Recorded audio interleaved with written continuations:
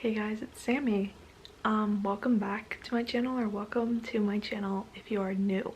And there are quite a few new of you. This is just kind of like an update video. I had another video planned to go up today, but I wanted to just kind of push it off because I was feeling just really grateful and I wanted to make more of a, not a personal video, but just a video where I could talk more cordially or casually with you guys, just so new people can get to know me a little bit better, I guess. And plus I have a decent bit of reading plans for May, so I'm pretty excited to just talk about those a little bit. But I want to start off by just giving a huge thank you to all the new people that might be watching this video, all the people that have been watching my videos, whether it be for the last couple of weeks, the last month, couple of years. I'm so thankful for all of you. If you're unaware of why I might be gaining new subscribers, I recently posted my selection Dreamcast video and it currently has around 30,000 views, and I've gained around 300 subscribers. I'm sitting right now, as I'm filming this, at 1750, which sounds like smaller numbers to some of you and sounds really huge to others. I've almost been on BookTube for 4 years now, and I've definitely grown pretty slowly, I'd say. I think that's a fair statement, and it's mostly been my fault. I know I could have been putting out more content over the years, but it's just like hasn't been always like that. But finally now I feel like I've really settled into a pace of like getting content out, making content that I'm really happy with. And just to like see that hard work pay off in a video like this, and then not only just to have a video blow up, because some of my videos have gotten pretty good views before, but it doesn't really usually ever transcribe to subscribers or likes or comments or anything engagement wise. But this selection video is currently sitting at like, I don't even know, 500 comments, over 1,000 likes, 30,000 views, and I've gained, like I said, like around 300 subscribers just from that video. And not only that, I just feel like I'm bragging, whatever, but it's just like so exciting because I've been trying to get back my YouTube partnership. I had it since I started, and then if you remember the big YouTube fiasco where small creators were losing their partnerships, I was part of that. I didn't get to keep my partnership, but that video is going to allow me, I think, to cross my 4,000 hour watch time, which is really exciting. I'm excited to possibly be a YouTube partner again and have at least the possibility of being monetized. I don't know if I'll meet the threshold anytime soon, but having that sort of validation is always kind of just nice. And so many people were so kind in the comments, and if you're watching this now, thank you for watching. Thank you for leaving comments. Thank you for all your suggestions. Everyone was having such a dialogue in the comments of my last video, and that's like what I've always craved so much, is that not necessarily that I'm getting all these comments, but that people are interacting in my comment section with each other. They found people they can talk to and talk about.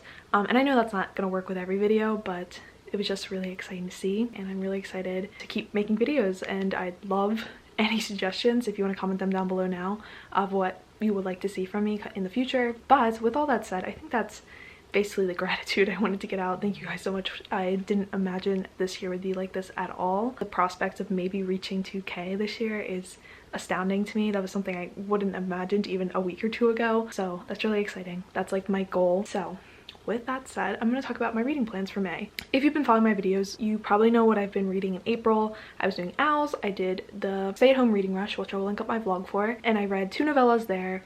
And I've been working my way through Harry Potter since March, and I'm almost done the 5th book. And with Harry Potter, the novellas I read, and I actually continued on with reading the Every Heart a Doorway series. That's really all I read in April. I'm still think I'm gonna hit 6 books, because in order to complete my Owls, I have to read a white cover book. I ended up DNFing. Okay, it wasn't really a DNF.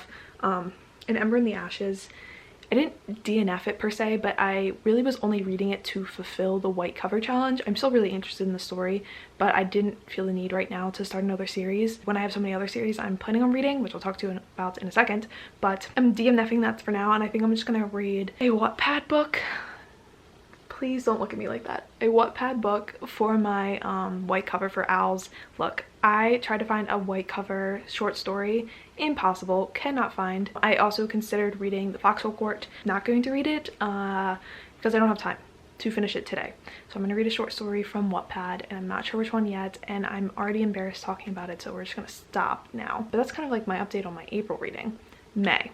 Okay, May is the Asian Readathon hosted by Cindy from Read with Cindy. So I have a few books, 2 books that I want to read for that. And if you want to learn more about that, I will link Cindy's announcement video down below.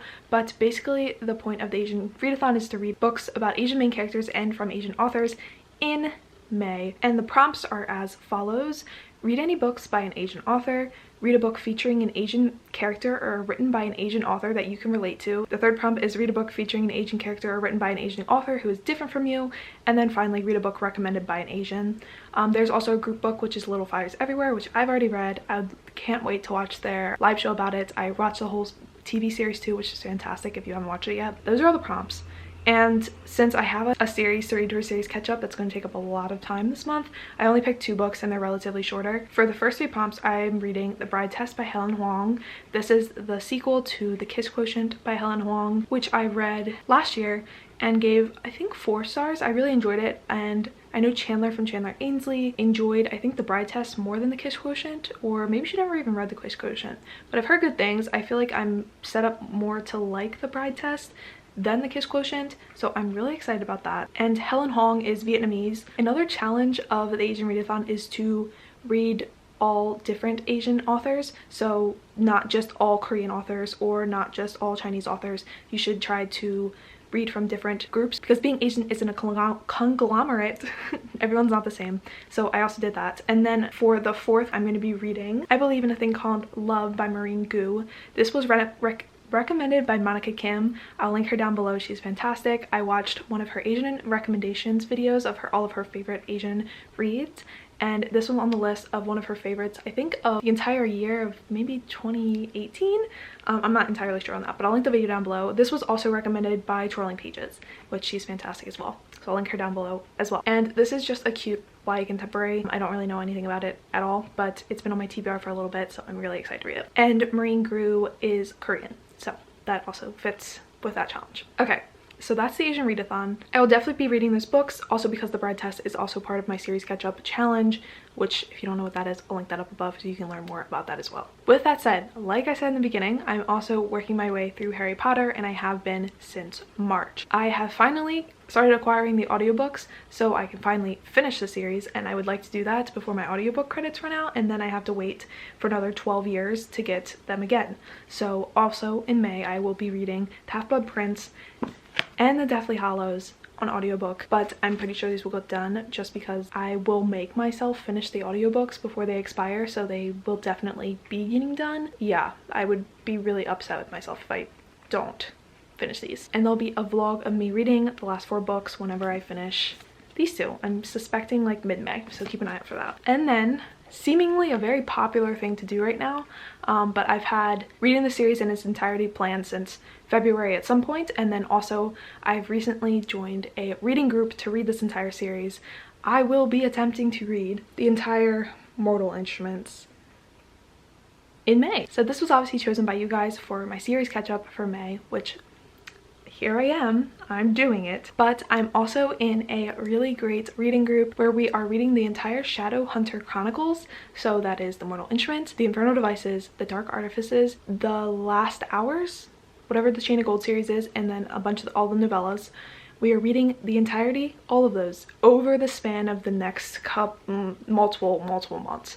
And we're gonna do live shows for every book on different people's channels in the group. And I'm happy to announce we have our first live show date, and here's a little graphic for it. It's going to be May 17th on Esme's channel, so Esme at Girl Power. I will link her down below because that's where the live show is gonna be, but it's also including all these other lovely girls, which hopefully if you pause the video you can look at all and see all their screen names, so you can follow them on Twitter. We're going to be alternating channels on who's hosting, and it's gonna be a really fun time. And for the first live show we're only talking about City of Bones, but I would like to get through the entirety of the Mortal Instruments series in May, just because in general I want to kind of binge the series, but I'm gonna be trying to make notes and have like some good dialogue about the series so I can still participate well in future live shows. The only conflict I'm having with this is I originally read the first 4 books in the series: City of Bones, City of Ashes, City of Glass, City of Fallen Angels, and I read those all 2015, 2016,